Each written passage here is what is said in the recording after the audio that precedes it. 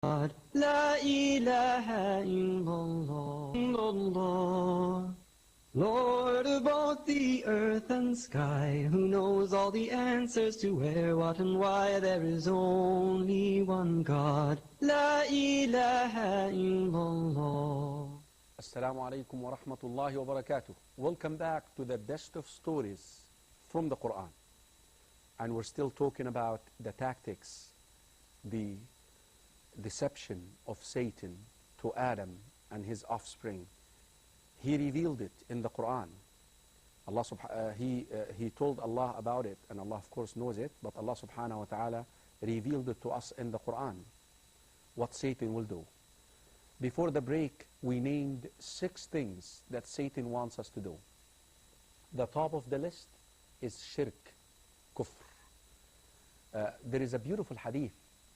الحديث في مسلم للإمام أحمد حديث صبرة ابن أبي الفاكه رضي الله عنه قال صلى الله عليه وآله وسلم, the Prophet صلى الله عليه وسلم said, إن الشيطان قعد لابن آدم بأطرقه اللي هي لأقعدن لهم صراطك المستقيم. Shaitan is sitting in any path, any road to goodness to the son of Adam. Any time that you want to do something good, Shaitan is sitting in the way to you. He's going to stop you. He does not want you to do it at all. Look, Rasul sallallahu alayhi wa sallam said the first, قَعَدَ لَهُ فِي طَرِيقِ الْإِسْلَامِ. What that means? A non-Muslim who wants to become a Muslim, Shaitan will go after this person. And look how Shaitan will actually try to convince him not to be a Muslim. Shaitan will tell him what? يقول له فيقول له أتسلم. Look how Shaitan. Ya Allah, لعنه الله. May Allah curse him. That's أتسلم وتذر دينك ودين آبائك وآباء أبيك ودين آبائك وآباء أبيك. Are you going to leave the religion of your fathers? Come on. Somebody from the West, like from America or from Europe or something, Come on. You're going to leave the way of your fathers and you become like these Arabs, like these people in the Middle East. You, come on. Look, he brings in the picture who? The fathers. And we know that we carry on in our hearts that love for our ancestors, our fathers. Then the person will disappoint him. And this is, by the way, the biggest disappointment for Satan, that you become a Muslim. Because then he loses a lot. Why? Because if you say La ilaha illallah Muhammadur Rasulullah, you will go to Jannah one day. This is the creed of the Muslims. Man qala la ilaha illallah, just for saying it. Hadith al-Shafa'ah, Allah subhanahu wa ta'ala will say the angels interceded, the righteous interceded, the prophets and the messengers interceded. What is left is my intercession. Hadith Anas. Take out of the hellfire a person who did not do any goodness, but he said, La ilaha illallah Muhammadur Rasulullah. So, you see, Satan will stay in the hellfire for eternity. For eternity. He is not going to come out.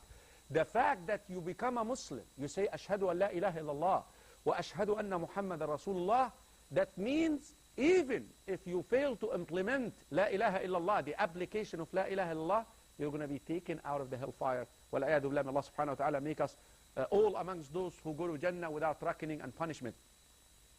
But you will be taken out. So he loses in this area. Does he leave you alone? Number 2, he wants you to commit major sins. Major sins. If you become number 2 is the sunnah, the bid'ah. If you pass and you become a Muslim, you say Ashhadu an la ilaha illallah, then he takes you to the people who follow the bid'ah. Why? Because the Rasul sallallahu alayhi wa sallam said that من أحدث في أمرنا هذا, حديث عائشة في صحيح البخاري ومسلم, different wording, من أحدث في أمرنا هذا ما ليس منه فهو رد. صحيح مسلم, من عمل عملا ليس عليه أمرنا فهو رد. You see, a lot of Muslims these days, because they don't follow the sunnah of the Prophet ﷺ, they end up doing a lot of deeds, but it's not accepted. Why? Because there are 2 conditions for the deed to be accepted. Condition number 1 is sincerity, that you do it for Allah subhanahu wa ta'ala. You're not doing it for showing off. Condition number 2, if it is a ritualistic act, It must be done according to the sunnah of the Prophet ﷺ. صَلُّوا كَمَا رَأَيْتُمُونِي أُصَلِّي خُذُوا عَنِّي مَنَاسِكَكُمْ وَهَكَذا. Pray like you see me praying, take your rituals from me, وَهَكَذا. And on. So, brothers and sisters in Islam, if you pass, become a Muslim, he then will take you to a bid'ah. People who do bid'ah. Dancing around and doing things not according to the Quran and the Sunnah, not according to the Sunnah of the Prophet ﷺ, in order for your deeds to be not accepted. Because what you need deeds. Your deeds are not going to be accepted. Then comes in, after that, major sins. If you pass, you're a Muslim, you say, Ashhadu an la ilaha illallah, Ashhadu anna Muhammad Rasulullah, you follow the Quran and the Sunnah, does he leave you? No. You follow the Sunnah of the Prophet ﷺ, does he leave you? No. Come to the major sins. Women, men, adultery.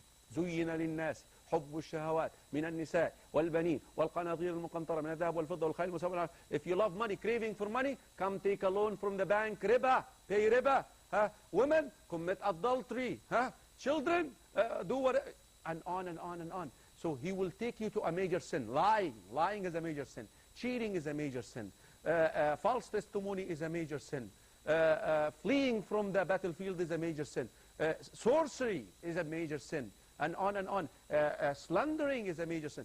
Backbiting is a major sin. How many Muslims are engaged in backbiting and slandering other Muslims? Is a major sin. He will not leave you. So disbelief, then bid'ah, then major sin. If you are a Muslim, say Ashhadu an la ilaha illallah, Ashhadu anna Muhammad Rasulullah. If you're following the Sunnah of the Prophet ﷺ, and if you're staying away from the major sins, the major sins, the big ones, will he leave you alone? No, he will take you to the minor sins.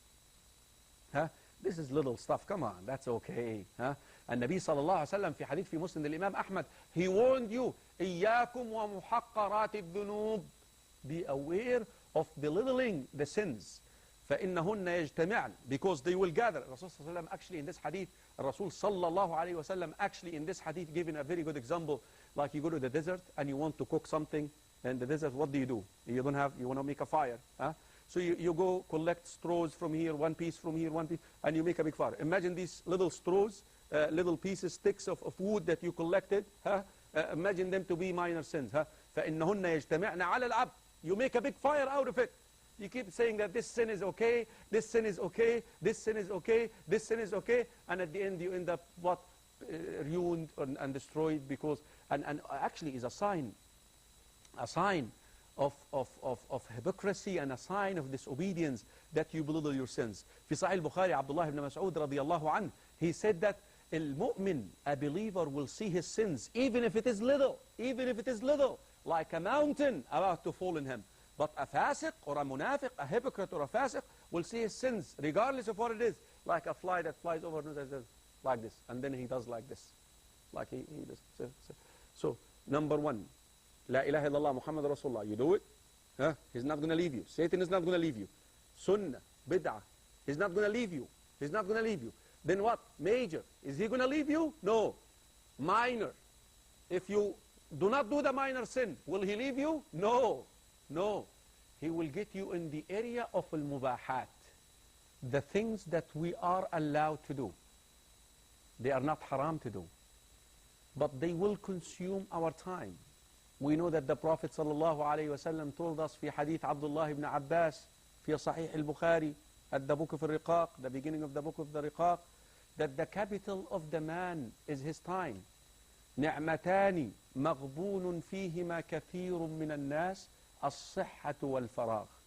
Now, Satan, if you are a Muslim, saying La ilaha illallah Muhammadur Rasulullah, and you're staying away from the bid'ah, and you're implementing the sunnah, and you're staying away from the major sins, and you're, alhamdulillah, not committing them, and you're staying away from the minor sins, he will occupy your time.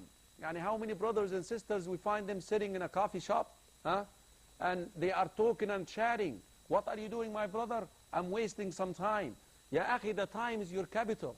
I still remember these days in the past when we used to go, some people, they used to go fishing for the whole day, and they end up fishing 3, 4, 5 fish, and then at the end of the day, they throw it back in the water. What do you mean? I mean, if you fish, go ahead and eat it. And then you ask the person, why were you doing this? I was wasting time. I wanted to, I understand there is a reflection and there is contemplation and all these beautiful things, but the time is the capital of the human being. After that, brothers and sisters in Islam, if you pass in this area, Satan goes after you in the area of what? Doing things that are lesser in reward than other things. Like, for example, in Ramadan, reciting the Quran is a ibadah that is so, شهر رمضان الذي أنزل فيه القرآن, the month of Ramadan in which the Quran was revealed. Then he would make you occupied with other things than this. So he would take you from al-fadil to al-mafdul, something that is good to something that is less. Brothers and sisters in Islam, this is the agenda of Satan. And as I told you, he does not come to you straight telling you that I want you to be a kafir. No, he probably will take you to the area of the allowed, then the area of the minors, then the area of the majors, then the bid'ah, and then to the kufr, then to the disbelief. That's his tact. And by the way, he's so patient and he's so smart. Remember, generations of Adams, of the offspring of Adam, we come and die, and Satan's still alive. He does not die. He has already got a lot of experience. So you have to be very careful.